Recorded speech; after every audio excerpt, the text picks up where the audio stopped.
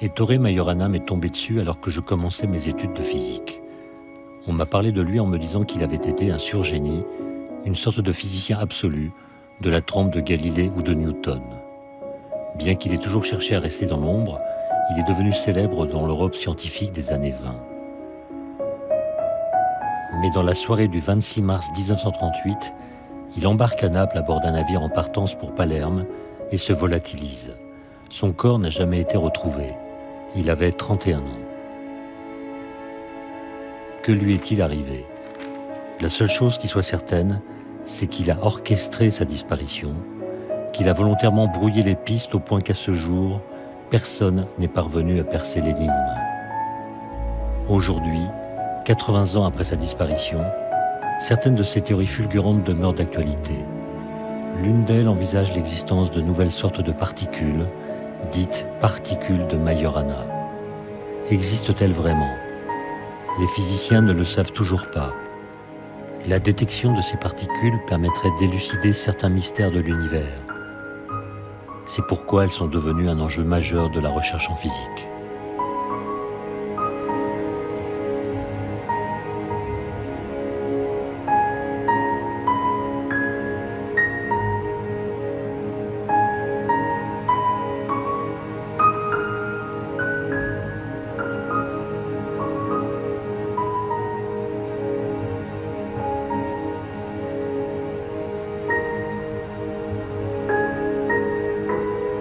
Dans la mémoire collective, la disparition de Majorana a largement pris le dessus sur ses travaux de physicien. J'ai donc tenu à expliquer à mes étudiants ses idées révolutionnaires à propos des particules élémentaires, notamment sur les neutrinos. En fait, on s'intéresse à eux dans l'espoir de résoudre deux grandes énigmes cosmologiques. La première énigme, c'est celle de l'antimatière. Pourquoi est-ce que l'antimatière a disparu ? Pourquoi est-ce que la matière l'a emporté sur l'antimatière? Et la deuxième énigme, c'est la matière noire. Cette énigme de la matière noire ramène Majorana sur le devant de la scène. De quoi s'agit-il? Depuis des décennies, l'observation des galaxies sème le trouble. D'après les lois de la gravitation, plus une étoile est éloignée du centre d'une galaxie et plus sa vitesse de rotation doit être lente. Or, ce n'est pas ce qu'on constate.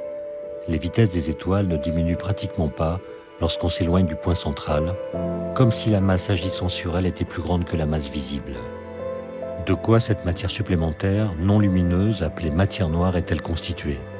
Personne ne le sait encore. Mais si les idées de Majorana étaient confirmées, cela donnerait des pistes pour identifier la nature de la matière noire.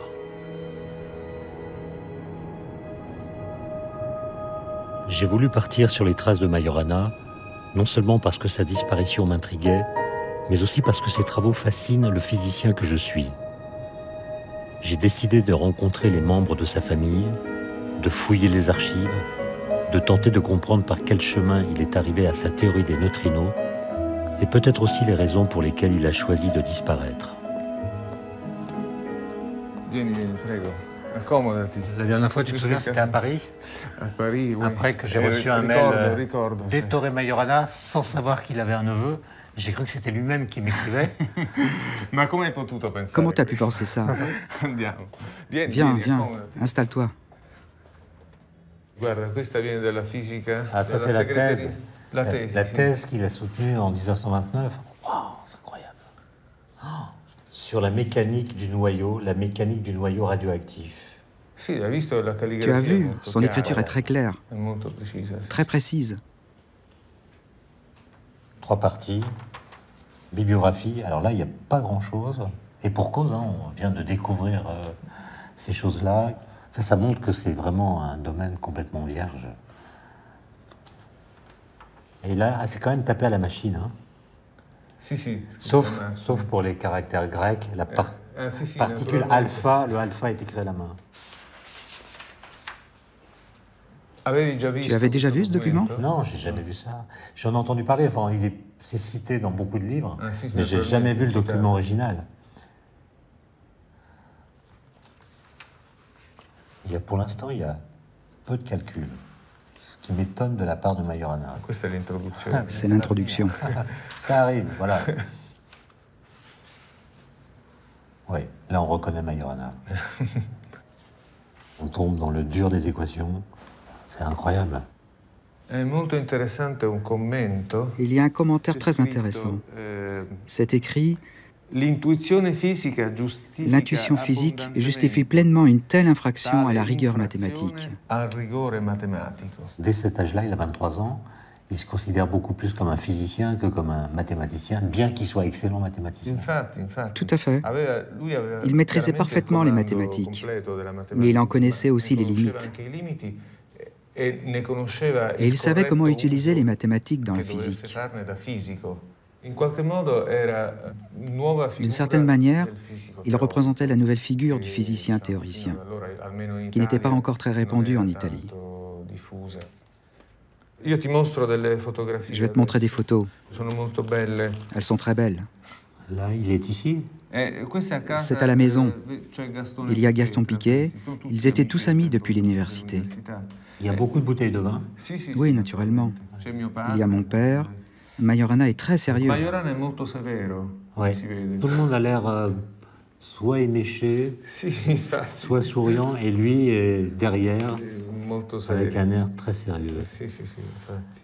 Partecipa al brindisi, ma Il seriosamente. trinque avec eux, mais sérieusement. Alors là, Ehm, là c'est aussi sans doute une fête après la remise d'un diplôme, puisqu'il y en a un qui brandit un diplôme. Ah, sì, sta... Et Majorana, alors là, il est au premier plan, et il sourit un peu. E poi hai notato che sguardo. Et tu as remarqué son regard fort, molto deciso, très déterminé, Il a l'air sûr de aggressivo, lui. Ouais, aggressivo. Sì, agressif, quasi, presque quasi agressif, Fiero. fier. Fier, ouais. Fiero, sì. Et celle-ci, elle est incroyable parce que c'est la seule photo, en tout cas, si, infatti. parmi celles que je connais, où on le voit qui rit franchement. Sì, C'est pas un solo- sourire, solo c'est due un, o tre c'est un foto. rire franc. Il fratello. Il a l'air très joyeux. Sì, si Il divertiva. s'amusait bien. Gite. Des excursions à la campagne, en voiture. En fait, c'est un être très social, Majorana. Sì, Absolument. On le décrit toujours comme un solitaire misanthrope, mais en fait, il est toujours avec ses copains à rigoler. Sicuramente fino al periodo di ingegneria. Oui, jusqu'à l'école d'ingénieur. Così. Poi fisica. Et puis à l'institut de c'è physique, un po' un cambio son humeur commence à changer. anche umorale. Il est plus introverti quand il va sì. vers la physique. È concentrato moltissimo sulla Il est très scienza. concentré sur la science. Anche prima sicuramente Avant aussi, lui pensava alla Il fisica, pensait alla certainement à la scienza. physique. Però poi à la incomincia science. un fuoco Mais ensuite, c'est un feu créatif dans le domaine scientifique. E quello naturalmente qui absorbe tout. tutto. In realtà, credo che En il dramma di réalité, Majorana je pense que le drame de Majorana était un drame intérieur. che fosse Il una était plein d'énergie, persona vitale, intellectuellement très vif. intellettualmente vitale. Ma Majorana, oltre a essere uno Majorana était très doué, capace, era anche mais c'était aussi une personne normale. normale. Noi sappiamo che On sait que le drame peut être à l'intérieur de chacun de nous. dentro tutti noi. Afin de mieux saisir le personnage, j'ai voulu visiter les lieux où Majorana avait vécu, en espérant qu'il cesserait enfin de se dérober. Car Majorana ressemble un peu aux particules qu'il a imaginées, discrètes, énigmatiques, insaisissables. Le mieux était de commencer par Catane, sa ville natale, en Sicile. À cette époque, en 1906, la physique entame sa grande révolution. Albert Einstein vient tout juste d'élaborer sa théorie de la relativité restreinte et Jean Perrin parvient à prouver expérimentalement l'existence des atomes.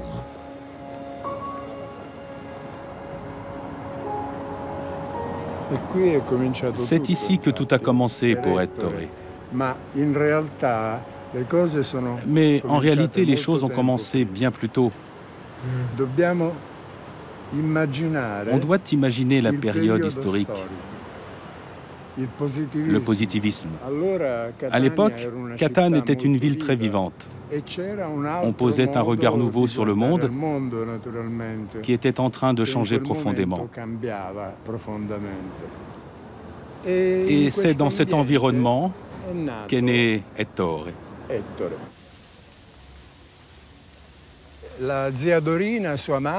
Ma tante Dorina, sa mère, était une housewife. Elle s'occupait de la maison. Mais c'était une femme très importante, très proche de ses enfants, dominatrice.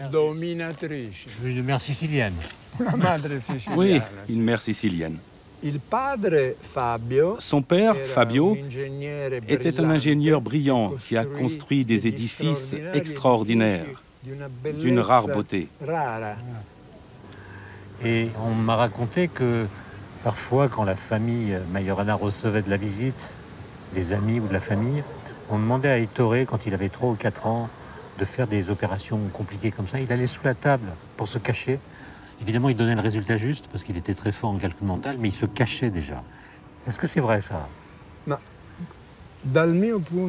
À mon avis, l'aspect le plus intéressant de cette histoire, qui est peut-être vrai ou qui est peut-être une légende, je ne sais pas, c'est l'idée qu'il se cachait sous la table. Parce que ça révèle déjà une certaine timidité, le désir de ne pas s'exposer.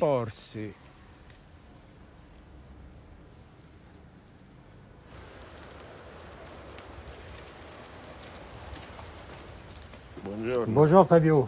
Attention aux escaliers. Ici, les enfants jouaient avec l'âne. Ils montaient avec l'âne. Bonjour. Bonjour. Je suis très content de voir la maison des Majorana où ils venaient en vacances. Oui, ils venaient ici en vacances. C'est une maison qui est plus habitée, mais il faut imaginer qu'il y avait beaucoup d'enfants. Ettore avec ses frères, ses sœurs. Oui, ses frères, ses sœurs, la grand-mère, toute la famille venait ici. Il est né de l'autre côté de l'Etna et il passait ses vacances de ce côté-ci. Il a fait le ping-pong au-dessus de l'Etna. Ouais. En 1915, Ettore Majorana est envoyé avec ses 2 frères et ses cousins en pension à Rome. Il a 9 ans. Comment le petit Majorana, timide et solitaire, a-t-il vécu ces années loin de la chaleur de sa famille? Faut-il chercher dans cette séparation l'origine de son isolement social? Difficile à dire, car Ettore n'était pas un enfant triste. Ce sont les lettres qu'il écrivait quand il était au collège. Cher papa, j'ai reçu la lettre de maman. Quand viendras-tu? Nous allons tous bien. Je n'ai pas reçu de lettre de toi. Comment allez-vous, toi et maman? Grand-mère est rentrée? Maria viendra aussi? Il voulait être au courant de tout ce qui se passait. Ici, il pleut très souvent. Je t'envoie 1 million de bisous. Ton fils qui t'aime, Ettore. On sent que la famille lui manque, il demande des nouvelles de tout le monde, là.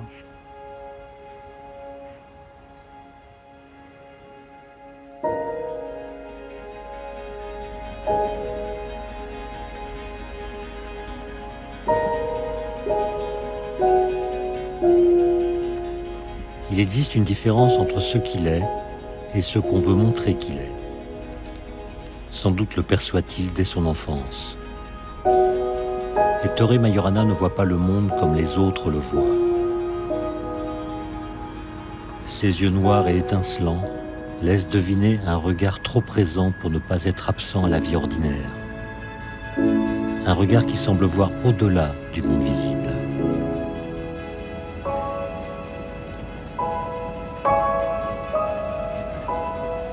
C'est seulement en 1921 que ses parents le rejoignent à Rome. Majorana intègre le lycée Torquato Tasso, l'un des plus réputés de la capitale, que ses frères fréquenteront également. Il y obtient des notes excellentes. Après son bac, il est admis à l'école d'ingénieurs de Rome. Donc c'est l'école d'ingénieurs où Majorana a étudié, c'est ça? Oui, exactement. Il a passé 2 ans et demi 2 ans d'ingénierie. avant de rejoindre l'équipe de Fermi. École d'ingénieurs, physique, chimie, mathématica. Ce furent des années très agréables en tant qu'étudiant ingénieur. C'est aussi l'époque où Majorana commence à s'intéresser à la physique. Il avait eu l'occasion d'assister à une conférence de Fermi qui était en train de réunir autour de lui des physiciens brillants. Segre fut le premier, et naturellement, il invita Majorana. Et moi, j'ai lu une anecdote assez intéressante, c'est la première rencontre entre Majorana et Fermi. Majorana rend visite à Fermi, à son habitation, Et Fermi lui explique sur quoi il travaille. Il calcule un potentiel à partir d'une équation assez compliquée. Et depuis plusieurs jours, il essaie de trouver les valeurs numériques de ce potentiel avec une machine à calculer. Avec un calcul d'approximation successive. Majorana voit ça, comprend ce qui se passe, tourne les talons sans dire au revoir, sans dire ses intentions, et il réapparaît le lendemain avec sur son paquet de cigarettes toutes les valeurs du potentiel que Fermi cherchait à calculer. Lui, il les avait trouvées tout seul, dans la nuit, avec des méthodes mathématiques particulières. Il semblerait qu'il ait demandé « Quel résultat obtenez-vous » Fermi dit ses résultats, Majorana confirme « C'est juste ». C'est donc Fermi qui a passé un examen, en fait. En quelque sorte, oui. Majorana s'était rendu compte qu'il y avait beaucoup de compétition dans le groupe. Et il ne dit pas comment il a obtenu le résultat pendant la nuit.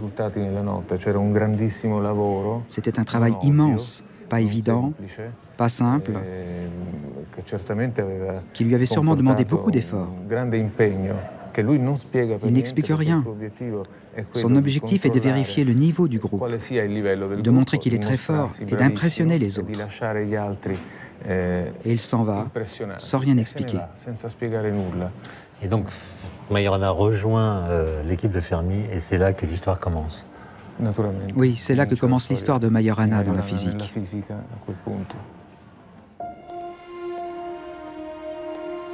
Dans une Italie où la physique ne brille plus guère, Fermi, qui a tout juste 25 ans, importe deux nouvelles façons de voir le monde. La physique quantique et la théorie de la relativité. Ailleurs en Europe, c'est déjà l'effervescence. D'autres jeunes gens, Paul Dirac en Angleterre, Werner Heisenberg en Allemagne, Wolfgang Pauli en Autriche, font des percées décisives.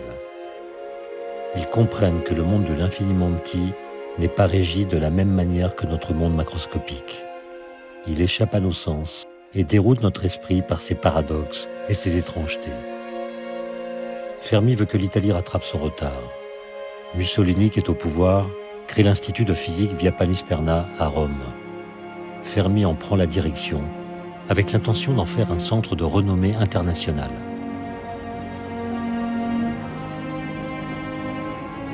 Il me fallait en savoir plus sur Fermi, sur son équipe, composée de jeunes gens pleins d'enthousiasme, dont les découvertes allaient changer de manière radicale le visage et la puissance de la physique. J'ai pris rendez-vous avec Giuseppe Musardo, professeur de physique théorique à Trieste, grand connaisseur de Majorana et de Fermi. On m'a parlé d'un restaurant où l'équipe de Fermi venait régulièrement déjeuner. Est-ce que tu le connais? Oui, il y avait plusieurs restaurants, dont celui-là. Si tu veux, on entre, je te montre.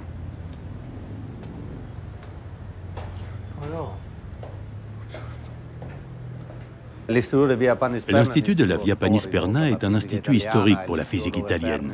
C'est là que Fermi a constitué cette équipe incroyable qu'on a appelée I ragazzi di Via Panisperna. C'était un institut très dynamique. Fermi l'a rendu dynamique. Il se retrouvait l'après-midi. Fermi exposait les dernières idées qui étaient débattues au sein de la communauté internationale et le travail démarrait. Et puis ces idées circulaient parmi les cercles scientifiques de l'époque, grâce à des lettres, des cartes postales qui voyageaient par train ou par bateau. Mais Majorana, ce n'est pas un physicien comme les autres. Qu'est-ce qu'il avait de si différent? Majorana était un physicien théoricien pur. Il se distinguait des autres par sa capacité d'abstraction, par son esprit critique. Ces qualités lui ont valu le surnom de Grand Inquisiteur. Ils avaient tous des surnoms dans le groupe. Fermi était le pape, celui qui contrôlait un peu tout. Mario Rasetti était le grand vicaire. Segre était le basilic à cause de ses répliques cinglantes et de son caractère venimeux. Est-ce que Majorana participait à la vie collective de l'équipe? Majorana était quelqu'un de très particulier. Il ne participait pas vraiment au groupe. Il y a une anecdote que rapporte Laura Fermi, l'épouse d'Enrico Fermi, dans son livre « Atoms in the Family ». Elle raconte que Majorana participait aux discussions du groupe d'une manière bien à lui. Par exemple, si Majorana pensait à un problème qui pouvait intéresser le groupe, il venait le matin, se mettait au tableau, commençait à discuter, il sortait son paquet de cigarettes où étaient écrites quelques formules. Il les écrivait au tableau, et puis il froissait le paquet et le jetait, et il ne publiait rien.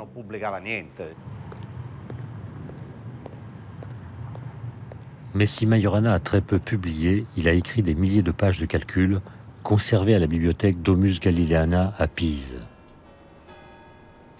J'avais hâte de les découvrir, de parcourir les nombreux cahiers qu'il a laissés dans l'espoir de saisir sa pensée.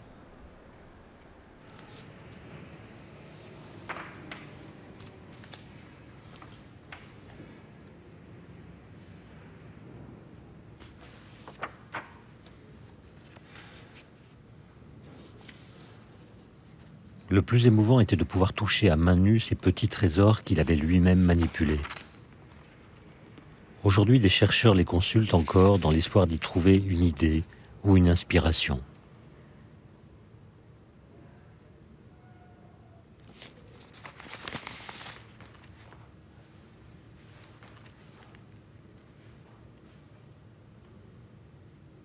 Du point de vue de la production scientifique, les années 1931 et 1932 sont ces années miraculeuses.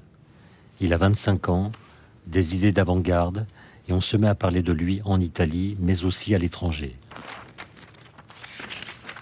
Sa réputation grandit si subitement que son destin lui échappe. Majorana possède l'art d'utiliser le concept de symétrie dans la description des phénomènes physiques. Après sa disparition, d'autres physiciens prolongeront ses idées et cela les mènera à la détection du boson de Higgs en juillet 2012 au CERN, découverte capitale en ce qu'elle permet de comprendre l'origine de la masse des particules élémentaires. C'est durant cette période que Majorana rédige un article qui sera très vite repéré et deviendra l'un des plus cités. Il s'intitule « Atomes orientés dans un champ magnétique variable ». Alors, comment se représente-t-on l'atome à la fin des années 20 ? Alors, on sait qu'au centre de l'atome, il y a un noyau, grand N, autour duquel tournent des électrons. Un seul si c'est l'hydrogène, et plus qu'un seul si c'est un autre élément chimique. Donc, un électron peut tourner, par exemple, sur cette orbite, ou bien sur celle-ci, ou bien sur une autre encore. Et le point important est que les orbites sur lesquelles l'électron peut tourner sont des orbites autorisées. Et entre elles, les orbites qu'on peut imaginer, par exemple celle-ci, sont des orbites interdites. Donc toutes les orbites ne sont pas possibles pour l'électron. Si un électron tourne sur une orbite autorisée, la physique quantique dit, ou postule, qu'il n'émet pas de lumière. En revanche, les électrons peuvent émettre de la lumière sous la forme de photons lorsqu'ils passent d'une orbite vers une autre. Et l'énergie du photon ainsi émis est égale à la différence d'énergie entre le niveau de départ et le niveau d'arrivée. De sorte que si on représente sur une échelle les différents états d'énergie possibles de l'électron, eh bien, il y a une énergie qui correspond par exemple à cette orbite, une autre énergie qui correspond à celle-ci, une troisième correspondant à celle-ci, etc. De sorte qu'on a un spectre en énergie qui ressemble à un escalier dont chacune des marches correspond à une orbite autorisée pour l'électron. Quand l'électron change d'orbite, eh bien, il passe d'un niveau d'énergie comme celui-ci vers un niveau plus bas ou un niveau encore plus bas, et à chaque fois est émis un photon dont l'énergie est égale à cette différence. De sorte que si on regarde l'ensemble des fréquences émises par l'atome, ce qu'on appelle son spectre, on va trouver, en fonction de la fréquence, un certain nombre de raies, chaque raie correspondant à une transition possible dans le spectre que je viens d'indiquer. Ce que montre Majorana dans son article, c'est que si on plonge les atomes dans un champ magnétique oscillant, eh bien, ces raies vont pouvoir s'élargir sous l'effet du champ magnétique et même presque se dédoubler. Et cet effet, qu'on appelle l'effet Majorana-Brossel, Brossel, c'est le nom d'un physicien français qui a démontré ce phénomène en 1955, est à l'origine de l'imagerie par résonance magnétique.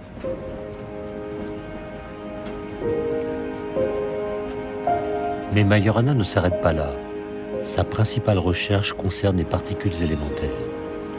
Il trouve l'équation permettant de les décrire en toutes circonstances, en utilisant à la fois les principes de la relativité et ceux de la physique quantique. Un pur chef-d'œuvre théorique qui tient seulement en 9 pages. Mais il n'est guère compris par ses contemporains. Les méthodes qu'il utilise étaient trop novatrices. Cet article de 1932 va passer 35 ans au cimetière des oubliés avant d'être redécouvert et ressuscité, tel la Belle au bois dormant.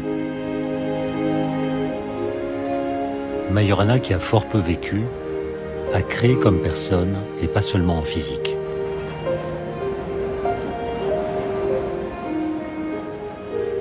J'ai rencontré un autre de ses neveux qui habite dans l'immeuble même où résidait la famille Majorana, rue Margherita à Rome.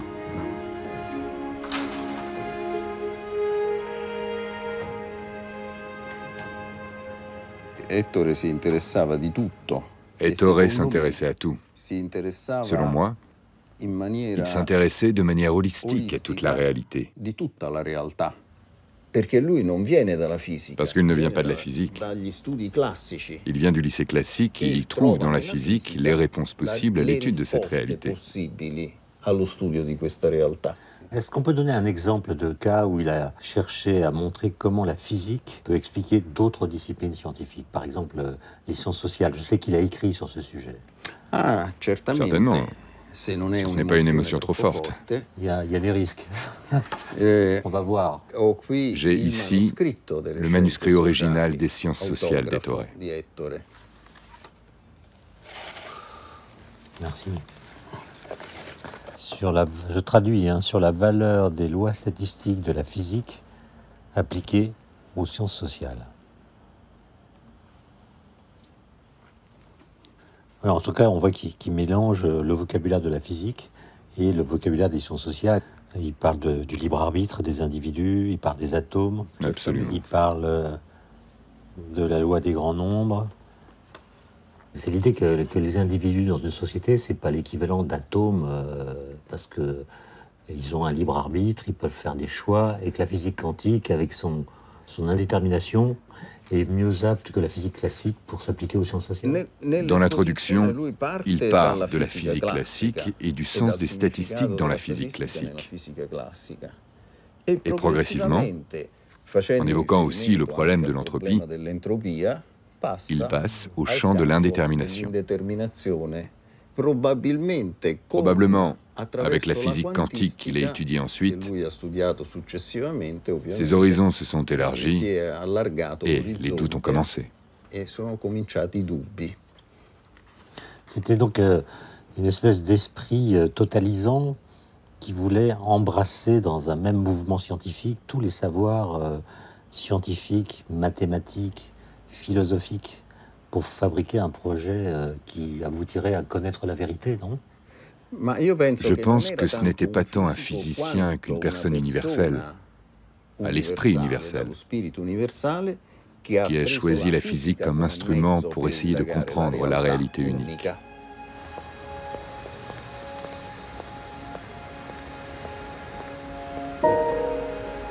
Le 18 janvier 1932, un événement capital se produit qui va bouleverser les thèmes de recherche de Majorana. Pour identifier la nature d'un rayonnement récemment découvert en Allemagne, Irène et Frédéric Joliot-Curie l'envoient sur une cible et constatent que ce rayonnement est capable de déplacer des protons.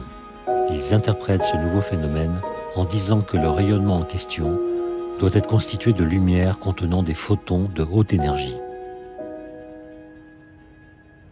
Majorana, quelques jours plus tard, est à la bibliothèque. Il reçoit la publication des Français, écrite en français. Il lit ça. Il y a d'autres personnes dans la salle qui l'entendent dire, après lecture de l'article, « Stronzi », ce qui en italien veut dire « les crétins ». Ils ont découvert le neutron sans s'en rendre compte.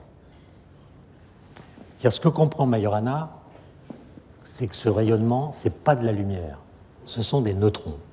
Mais jusqu'en 1932, jusqu'à cette époque, l'image que les physiciens se font du noyau est celle-ci. Les physiciens pensaient que le noyau atomique était constitué de protons et de protons neutres, le proton neutre étant l'agglomérat d'un proton et d'un électron. Dans leur esprit, les noyaux atomiques ne contenaient en définitive que deux sortes de particules élémentaires, les protons et les électrons. La preuve, c'est qu'il existe un phénomène qui s'appelle la désintégration bêta, par lequel un noyau A est capable de devenir un autre noyau avec émission d'un électron. Par exemple, le noyau de départ, ça peut être du potassium 40, qui devient du calcium 40 avec émission d'un électron. Alors pour un expérimentateur, qu'est-ce que ça veut dire? Ça veut dire qu'un électron est capable de sortir d'un noyau. Ben, si une particule est capable de sortir d'un édifice, c'est que l'édifice contient cette particule. D'accord? Si un truc sort d'un machin, c'est que le truc était dans le machin avant de sortir. Ce qu'on appelle l'argument dentifrice. La pâte qui sort d'un tube est dans le tube avant de sortir. Okay? Et donc, si des électrons sont capables de sortir d'un noyau, c'est qu'il y a des électrons dans le noyau. Voilà avec quelle idée on vit jusqu'en 1932. Et Majorana comprend le premier, que le rayonnement que viennent découvrir les Joliot-Curie, enfin, ils ont découvert l'effet que produit ce rayonnement, c'est le neutron. Et le neutron est une particule aussi élémentaire que le proton. Le noyau de l'atome n'est constitué en fait que de neutrons et de protons, sans présence d'électrons. Majorana comprend alors l'existence d'une nouvelle force, la force nucléaire, par laquelle les protons et les neutrons interagissent très fortement au sein du noyau atomique. Et il en fait un modèle théorique révolutionnaire.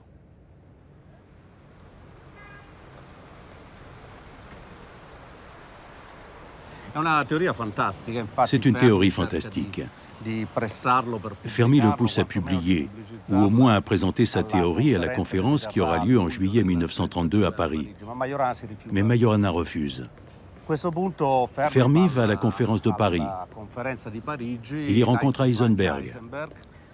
Et Heisenberg, le 19 juillet 1932, publie un article qui expose pratiquement la même théorie que Majorana.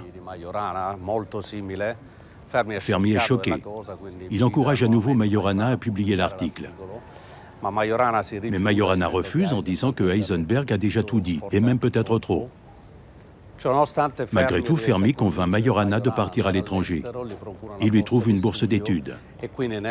En janvier 1933, Majorana rejoint à Leipzig le groupe d'Heisenberg.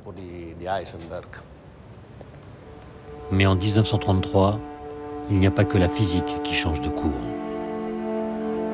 Outre-Rhin, en janvier, Hitler accède au poste de chancelier, suspend la Constitution, puis investit tout l'appareil d'État. Ce contexte politique aurait-il effrayé Majorana?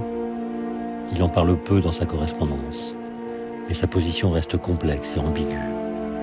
D'un côté, il a l'air de s'inquiéter de la montée du nazisme et des lois anti-juives. De l'autre, il pense que la politique économique est sur la bonne voie. Pendant ce temps, l'Institut de Leipzig est devenu un haut lieu de la physique théorique. La relation d'amitié entre Majorana et Heisenberg est très forte. Leurs échanges portent tout autant sur la physique que sur la philosophie. Sans doute est-ce la période la plus heureuse de la vie de Majorana. Ils publient ensemble dans la revue Zeitschrift für Physik un article concernant la structure des noyaux atomiques, dans lequel Majorana corrige et améliore le modèle d'Heisenberg. Ce papier est l'un des textes fondateurs de la physique nucléaire. Le séjour de Majorana en Allemagne est entrecoupé du 5 mars au 12 avril 1933 par un passage à l'Institut de physique de Niels Bohr à Copenhague, où de jeunes théoriciens passionnés, parlant des langues différentes, s'engagent joyeusement dans les méandres de ces deux nouveaux continents que sont l'atome et son noyau. De retour à Leipzig, Majorana se montre moins fasciné. Sa relation avec Heisenberg ne paraît pas s'être approfondie autant qu'il l'aurait souhaité. Même avec les plus grands, Majorana, comme beaucoup de génies, semble condamné à la solitude.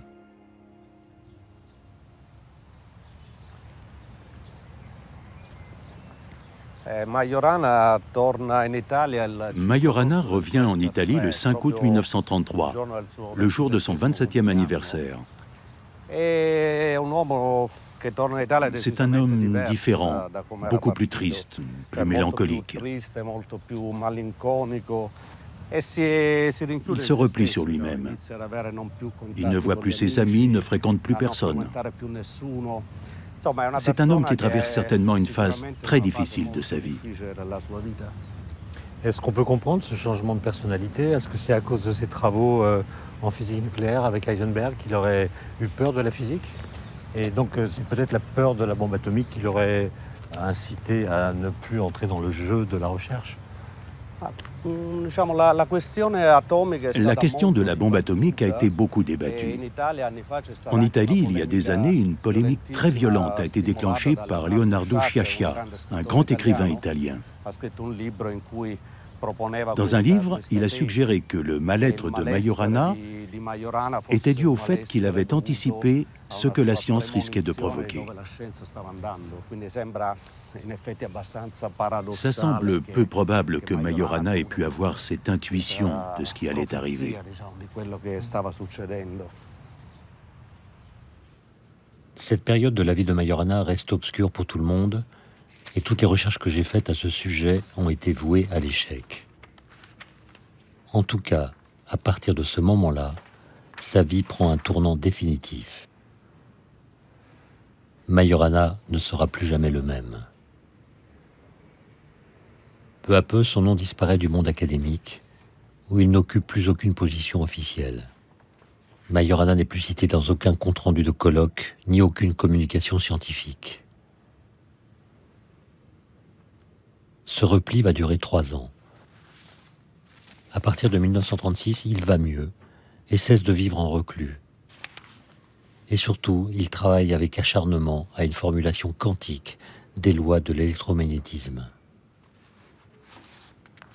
Au début de l'année 1937, les ragazzi di Via Panisperna lui font savoir qu'un poste de professeur vient d'être créé à Palerme, à l'initiative d'Emilio Segre qui y enseigne déjà.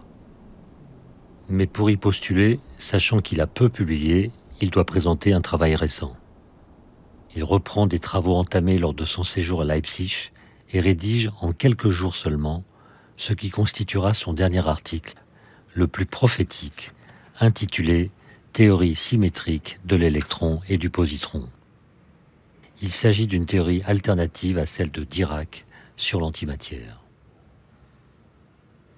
Donc en 1928, Dirac écrit son équation, qui est à la fois quantique et relativiste, et il a la grande surprise de constater que son équation admet des solutions correspondant à des particules d'énergie négative. Dirac, en 1931, finit par donner une nouvelle interprétation de ces énergies négatives, en disant finalement le vide est plein.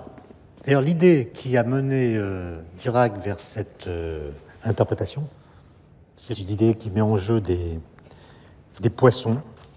Vous imaginez un poisson des grandes profondeurs qui ne remonte jamais jusqu'à la surface et qui ne va jamais complètement au fond de la mer. Donc il est entre deux eaux en permanence. Régulièrement, il voit passer des objets qui coulent. Le poisson, si on lui accorde un minimum d'intelligence, va raisonner et va finir par conclure que quelque chose doit exister qui force tous ces objets à aller dans la même direction, vers le bas. Donc à force de voir tomber des choses, il se dit, tiens, il y a une force qui les attire vers le fond, je l'appelle la gravitation, et j'attribue à ces objets qui tombent une masse positive par laquelle ils sont attirés par le champ de gravitation. Et puis un jour, le poisson voit tomber une bouteille vide dans laquelle un peu d'air est resté emprisonné. La bouteille touche le fond, et au moment où la bouteille touche le fond, la bulle d'air est libérée sous l'effet du choc. Les bulles s'échappent et elles remontent vers le haut. Que dit le poisson? Que ces bulles semblent faire les choses à l'envers, puisqu'elles se déplacent en sens inverse des objets ordinaires. En somme, tout se passe comme si elles avaient une masse de signes opposés, c'est-à-dire une masse négative. L'idée de Dirac, c'est que, en fait, une particule d'énergie négative, c'est l'équivalent d'une antiparticule de masse positive. C'est comme ça que l'idée d'antimatière est apparue chez Dirac. Et il se trouve que Majorana n'est pas d'accord. Lui, il dit « Je ne crois pas à cette histoire de mère de Dirac, je ne crois pas aux énergies négatives. » Et le papier dont je parle commence par cette phrase « Je refuse la mère de Dirac ». Et il va écrire une équation qui ressemble à celle de Dirac, sauf que si une particule est de charge nulle, elle peut être identique à son antiparticule. Et donc la question posée, c'est celle que j'ai dite en préambule, est-ce que l'équation de Majorana ne serait pas la bonne équation pour l'antimatière plutôt que celle de Dirac? Donc la question c'est, est-ce qu'il existe des particules qui sont leurs propres antiparticules? Parmi les particules que nous connaissons, il n'y en a qu'une qui soit candidate à un tel statut, c'est le neutrino. Alors vous savez que depuis un peu plus de 15 ans, c'est le prix Nobel 2002, nous savons que le neutrino a une masse non nulle. On ne connaît pas sa masse, on sait qu'elle est non nulle. Du coup, la question de savoir s'ils sont de Dirac ou de Majorana devient une question cruciale.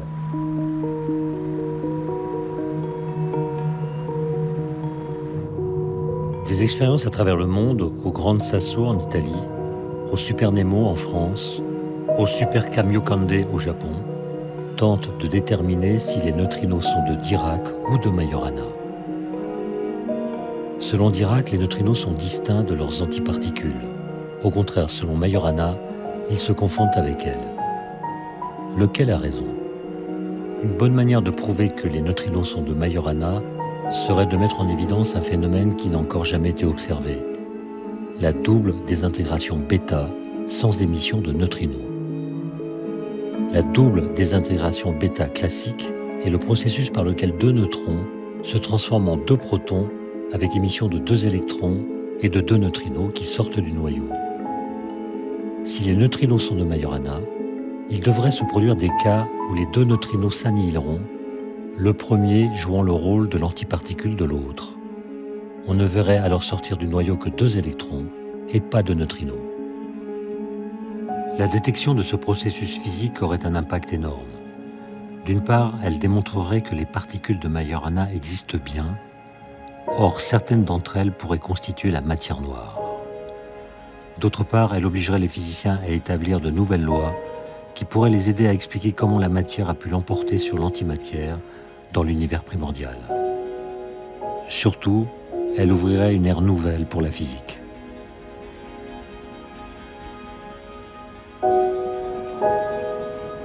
Majorana n'était pas un théoricien comme les autres. Se peut-il qu'il ait eu assez de génie pour résoudre un problème capital à une époque où il ne s'était pas encore posé et où les mots pour le formuler précisément n'existaient pas? Dans quel état d'esprit était-il donc, quelques mois avant sa disparition, au moment où il présente au jury sa théorie de l'antimatière, dans le but d'obtenir la chaire de physique théorique à l'université de Palerme?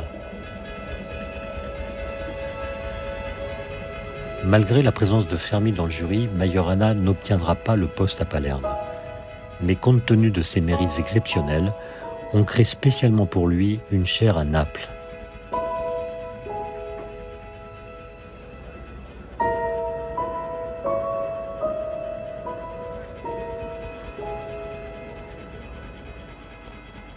Majorana, qui n'aimait pas parler en public, passe ces 2 derniers mois à donner des cours à ses étudiants, au nombre de 5 seulement, avec lesquels il se montre très attentionné.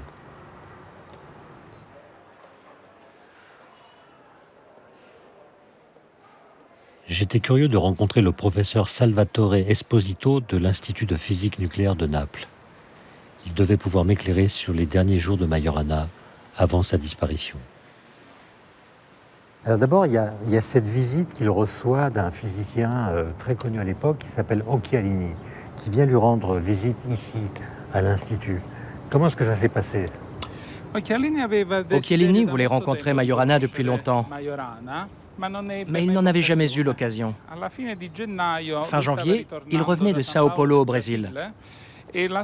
Son bateau s'arrêtait ici à Naples pour quelques heures. Il en a profité pour se rendre à l'Institut de physique. Il fait remarquer à Majorana « C'est étrange qu'on se rencontre à mon retour de Sao Paulo, alors qu'avant j'étais à Florence. » Et Majorana lui répond de manière énigmatique « Tu es arrivé juste à temps. Si tu étais venu 2-3 semaines plus tard, tu ne m'aurais peut-être plus trouvé. » Ça veut dire que peut-être, dès le mois de janvier, il avait l'intention de disparaître. Probablement à cette occasion, il commence à organiser sa disparition. Et jusqu'au 25 mars, il la prépare plus ou moins soigneusement. Alors, je suis allé à Pise et j'ai vu dans les archives les 2 lettres que Majorana a écrites le 25 mars. Il y en a une qu'il a laissée dans sa chambre d'hôtel pour sa famille, qui dit ceci: « Je n'ai qu'un seul désir, que vous ne vous vêtiez pas de noir. Si vous voulez vous plier à l'usage, portez, mais pas plus de 3 jours durant, un signe de deuil quelconque. Ensuite, si vous le pouvez, gardez-moi dans votre cœur et pardonnez-moi. » Et puis, il y a une autre lettre qu'il écrit à Carelli, le directeur de l'Institut, qui est son collègue ici à Naples. « J'ai pris une décision qui est désormais irrévocable. Il n'y a nulle goutte d'égoïsme en elle, mais je me rends compte que ma disparition improvisée risque d'être une source d'ennui, pour toi comme pour les étudiants. » Ensuite, il dit qu'il va prendre le bateau pour Palerme le soir même à 10 h. « De tous les étudiants, je conserverai un heureux souvenir, au moins jusqu'à 11 h ce soir, et si cela est possible, après. » 2 lettres très énigmatiques. D'un côté, elles font croire à des intentions suicidaires. De l'autre, elles laissent entrevoir une autre solution possible. Probablement pour donner de l'espoir à sa mère, qui allait rester seule.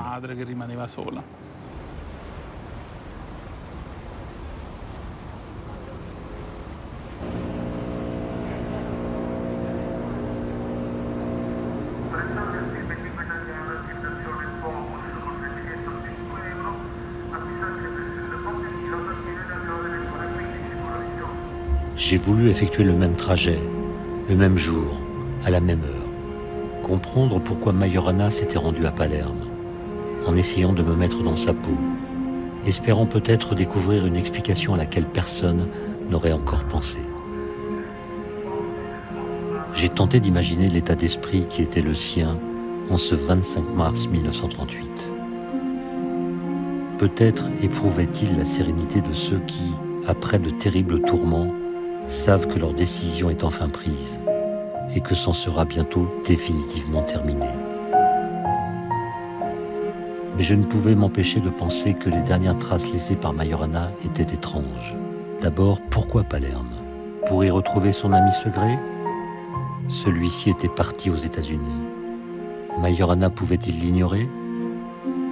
Et dans sa lettre à Carelli, comment comprendre, et si cela est possible, même après? Voulait-il emporter dans la mort le souvenir de ses proches? Ou cette décision n'était-elle pas aussi irrévocable qu'il l'avait écrit?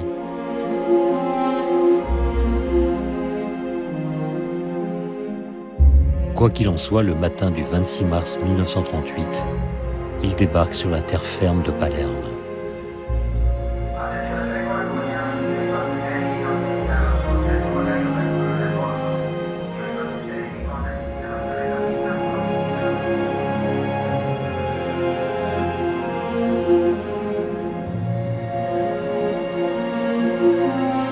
De là, il envoie à Carelli un télégramme pour lui expliquer qu'il ne doit pas s'alarmer de la lettre qu'il va recevoir. Carelli ne comprend pas ce qui se passe. À 14 h, il réceptionne la lettre annoncée. Majorana l'a postée de Naples quelques heures avant d'embarquer. Le 27, Carelli reçoit un 3e message, écrit sur le papier à en-tête du Grand Albergo Sole de Palerme, et qui a été posté en express quelques heures après le télégramme. « Cher Carelli, la mère m'a refusé. J'ai cependant l'intention de renoncer à l'enseignement. » La mère m'a refusé, phrase énigmatique. Le projet de sauter par-dessus bord a-t-il échoué? Majorana voulait-il remettre sa tentative au voyage retour?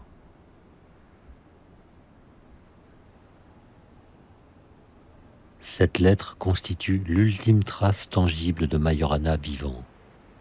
Le lundi 28 mars, il ne réapparaît ni à l'Institut, ni à l'hôtel Bologna où il vivait. Carelli est désemparé. Le 30 mars, il alerte Fermi, lequel écrit aussitôt à Mussolini, bien qu'il n'ait jamais éprouvé la moindre sympathie pour le Duce. Il le prie, comme en témoigne la note du ministère de l'Intérieur, de tout mettre en œuvre et rapidement pour retrouver Ettore Majorana, avec la plus grande discrétion vis-à-vis de l'intéressé, qui est ainsi décrit. Taille 1m70, visage allongé, grands yeux vifs, cheveux noirs, teint mat, par-dessus gris fer, chapeau marron foncé. Après enquête, la police conclut que Majorana a sans doute effectué le voyage retour, mais sans avoir la preuve absolue de sa présence sur le bateau. Les semaines passent, et toutes les recherches, tous les efforts demeurent vains. Ettore Majorana ne donnera plus jamais signe de vie.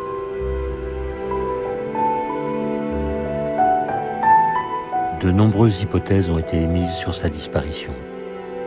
Il se serait finalement suicidé, se serait réfugié dans un monastère en Calabre, serait parti en Amérique du Sud, ou même aurait été enlevé par les nazis. Est-ce vrai? Est-ce faux? Le mystère reste entier. Toutes ces questions restent sans réponse. Comme le Mathias Pascal de Pirandello, on peut laisser son chapeau et sa veste, avec une lettre dans la poche, sur le parapet d'un pont qui enjambe le fleuve.